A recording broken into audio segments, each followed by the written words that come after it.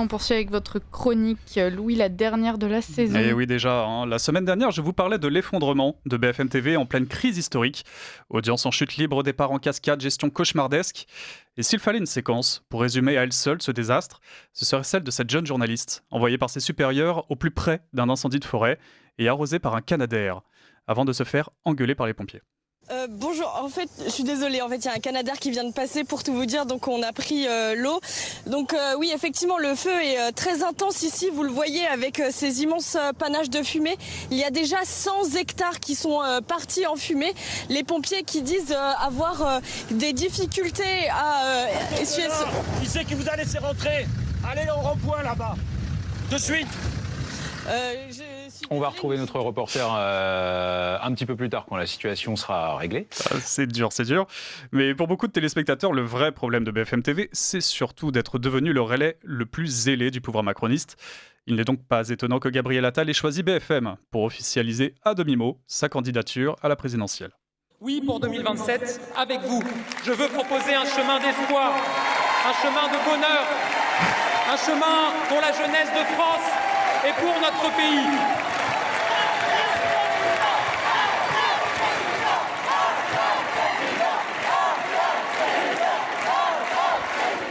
Un chemin de bonheur. Voilà, beau, et Macron a de beaux successeurs. Ou encore entendre François Bayrou dévoiler qu'il nous cachait une popularité qu'on ne soupçonnait pas. Oui, il m'arrive très souvent de faire des selfies. Et l'histoire de ces selfies, c'est l'histoire de ma vie parce que quand j'étais très jeune, il y avait des jeunes filles qui venaient me voir en disant « Est-ce que je peux faire un selfie parce que je vous adore ?» Et puis le temps a passé et un grand nombre de celles-là sont depuis venues me voir en disant « Est-ce que je peux faire un selfie parce que ma mère vous adore ?» Et puis le temps a encore passé et il y en a un certain nombre qui sont venus me voir en disant « Est-ce que je peux faire un selfie parce que ma grand-mère vous adore ?» Comme quoi, il est un peu ringard, Mais finalement. oui, il est un peu... Et donc, il nous apprend aussi qu'on faisait des selfies dans les années 70. Donc, j'imagine les scènes que ça devait être. Ça devait être avec assez... d'énormes appareils photo. Exactement, ça devait être super long. Enfin, bref. Et quand on lui rappelle les chiffres records de son impopularité, justement, Bayrou n'est pas content. Encore moins quand on lui rappelle son bilan qui, pour l'instant, est inexistant. Comment voulez-vous être populaire dans une situation comme celle-là? Vous n'avez rien fait encore. Donc les mesures vont être... Est-ce que vous pouvez éviter de dire des bêtises? Mais non, monsieur le Premier ministre. Voilà, ça s'appelle un missile. Il n'est pas content, hein? Il n'est pas content du tout. Mais bon, allez, plus que 2 ans à tenir avant la fin de ce gouvernement et de ce président. Quoique, à entendre les dernières déclarations d'Emmanuel Macron, il se pourrait bien qu'on en entende parler dès 2032. Pour les 2 ans qui viennent, chaque jour, pour dans 2 ans. Mais j'ai aussi besoin de vous, pour dans 2 ans, pour dans 5 ans, pour dans 10 ans, parce que vous serez là, et parce que comptez sur moi, je serai là avec vous. Et oui, Macron est encore jeune et peut largement espérer se représenter et peut-être même être réélu dans les années à venir. On se reprendra alors une nouvelle vague de promesses non tenues, et la dernière en date, celle où il devait se baigner dans la Seine. La baignade a bien eu lieu la semaine dernière, sans lui, évidemment, contrairement à ce qu'il nous avait promis l'année dernière. Et d'usage le jour d'après. Et ça, c'est formidable. Et comment, ouais? C'est vrai? Il y a eu des engagements pris. Mais moi, oui, j'irai. Quand? Je ne vais pas vous donner la date, vous risqueriez d'être là. La question, c'est est-ce qu'on est déçu de pas du tout. Alors, ça, je vous rassure, pas du tout. Et ça ne réjouira pas non plus les journalistes qui soulèvent une certaine lassitude de cet homme inintéressant et énervant, comme l'avoue Alexandre Devecchio du Figaro et Jules Torres du JDD. Tout est faux, mais en plus, il le dit avec ce petit sourire narquois. Je suis désolé, j'aurais pas dit ça en public, mais puisque vous me lancez la perche, Gauthier, je dis ce que je pense. Je trouve ça, il est agaçant. Je ne le supporte plus. Je crois que c'est beaucoup de Français sont pareils. C'est une tête à claque, le président de la République. Ah oui. C'est le droit de Figaro, ça.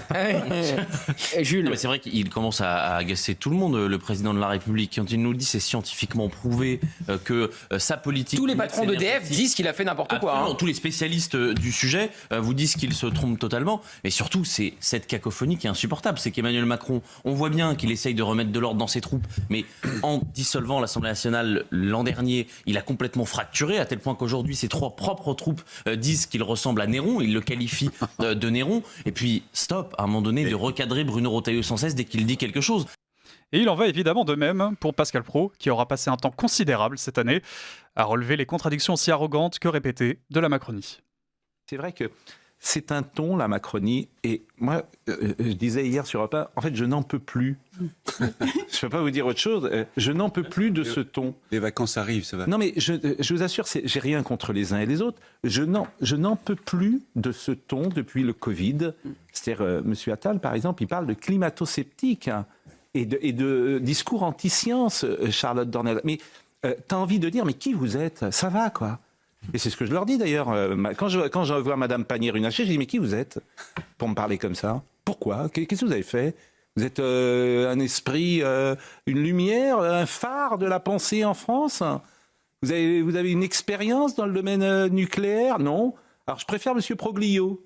Alors je le dis tous les matins. Je préfère M. Proglio, parce que je préfère des gens qui savent de quoi ils parlent. Et puis, alors, mais en fait, s'il nous parlait déjà gentiment, s'il nous expliquait, mais pourquoi elle se prend ?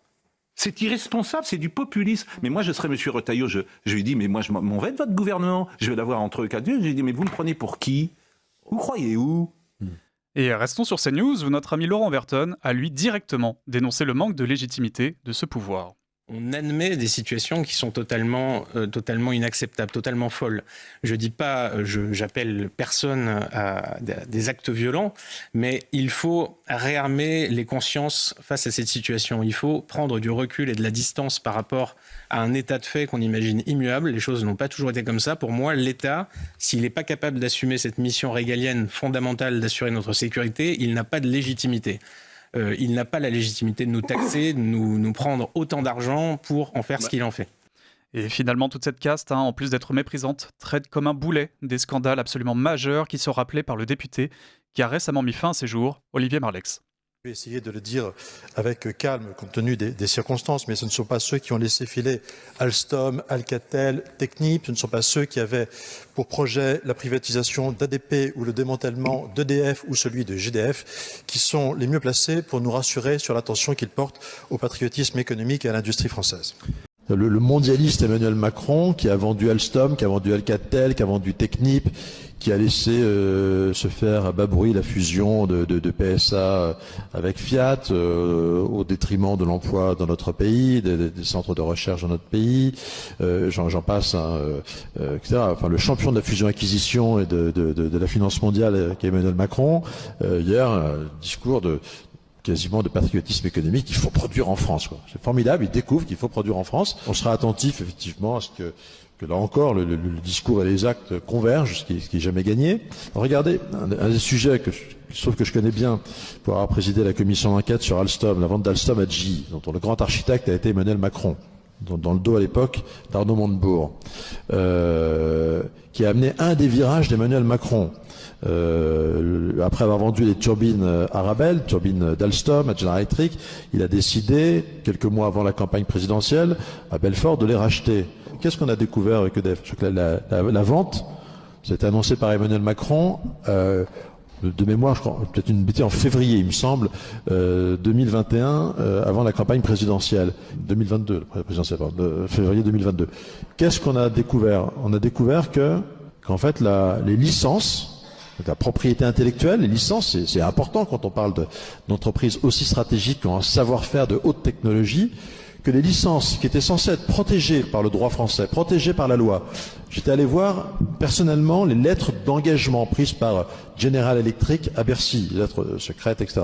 Eh bien que malgré tous les engagements qui avaient été pris, la propriété intellectuelle, les licences, les Américains ont mis la main dessus, on n'arrive pas à les récupérer. C'est pour ça que malgré l'annonce en fanfare du rachat par Emmanuel Macron, le rachat n'est toujours pas signé, parce que EDF ne veut pas se faire avoir et racheter très cher quelque chose qui vaut beaucoup moins, puisqu'on aurait perdu la propriété intellectuelle. J'ai écrit au ministre de l'économie, j'ai écrit d'ailleurs aussi au secrétaire général de la Défense nationale pour avoir une explication là-dessus.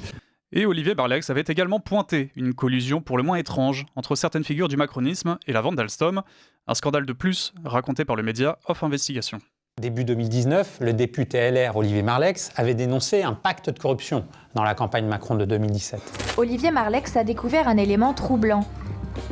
Certaines personnes ayant bénéficié de la vente d'Alstom figuraient aussi dans la liste des donateurs de la campagne d'Emmanuel Macron en 2017. Je trouve extrêmement troublant qu'on puisse établir des connexions entre des gens qui ont bénéficié de cette vente et le fait que ces personnes aient pu jouer un rôle dans le financement de sa campagne, soit en tant qu'organisateur de dîners de levée de fonds, soit en tant que directement donateur. Ce qui m'a amené d'ailleurs à faire un signalement auprès du parquet de Paris pour ces faits qui sont effectivement pour le moins troublants et qui posent question. Mais pour l'instant, Olivier Marleix, devenu entre-temps patron des députés LR à l'Assemblée nationale, n'a pas fait le lien entre les bénéficiaires de l'affaire Alstom et les personnalités ayant aidé Macron à décrocher ses prêts. Et bien sûr, Olivier Marleix était principalement connu pour son combat acharné pour la vérité de cette affaire, tout comme un certain Éric Denessé, retrouvé mort lui aussi, Radio Courtoisie lui rend hommage. Beaucoup d'internautes s'inquiètent de cette hécatombe de souverainistes qui s'allonge dramatiquement et nous font rappeler cette intervention glaçante du député RN Jean-Philippe Tanguy à l'Assemblée nationale. Peut-être qu'un jour nous aurons la vérité d'Alstom. Peut-être qu'un jour le parquet national financier pourra établir si oui ou non M. Macron a été un agent des États-Unis pour vendre Alstom, a été un agent pour liquider Technip et l'affaire. Peut-être qu'on le saura, peut-être qu'on le saura. Je sais aussi les pires moyens des ingérences américaines, puisqu'on m'a lancé ce sujet, je ne vais pas m'arrêter, chers collègues. Je sais aussi que vous pouvez rentrer chez vous un soir et que votre appartement a été visité par des forces mystérieuses. Je sais que vous pouvez rentrer chez vous une deuxième fois un soir et que votre appartement a encore été visité par des forces mystérieuses, que vos documents ont disparu, que vos ordinateurs ont disparu, mais que votre argent est resté là, que tout ce qui a de la valeur de votre argent est resté là. Et quand vous allez voir la police, on vous dit, mais c'est sans doute des gitans qui sont passés dans votre appartement. Bien sûr, les gitans qui ont fait un feu de joie avec les documents que vous pouviez avoir. Je sais aussi qu'est-ce que ça peut faire, et mon collègue Thomas Ménager est là derrière moi, c'est lui qui m'a récupéré, qu'un soir, non mais ça peut vous intéresser peut-être, car c'est la vérité, chers collègues, qu'un soir, vous quittez le travail à 22h un samedi soir, et puis vous êtes pris dans une rue sombre, vous êtes agressé au couteau, vous êtes mis à terre, quelqu'un qui parle anglais vous enfonce sa lame dans la paupière en vous disant que si vous allez voir la police, il va vous tuer. Et voilà, ça vous fait rire? Ça vous fait rire? C'est ce qui m'est arrivé. Et tout ça, c'est peu ce qui peut arriver à d'autres lanceurs d'alerte qui ont eu beaucoup plus de courage que moi, qui ont fait des choses bien plus graves que moi. Voilà, et sur ces témoignages accablants, je vous souhaite à tous de bonnes vacances et merci d'avoir été toujours aussi nombreux à me suivre cette saison. Merci voilà, Louis.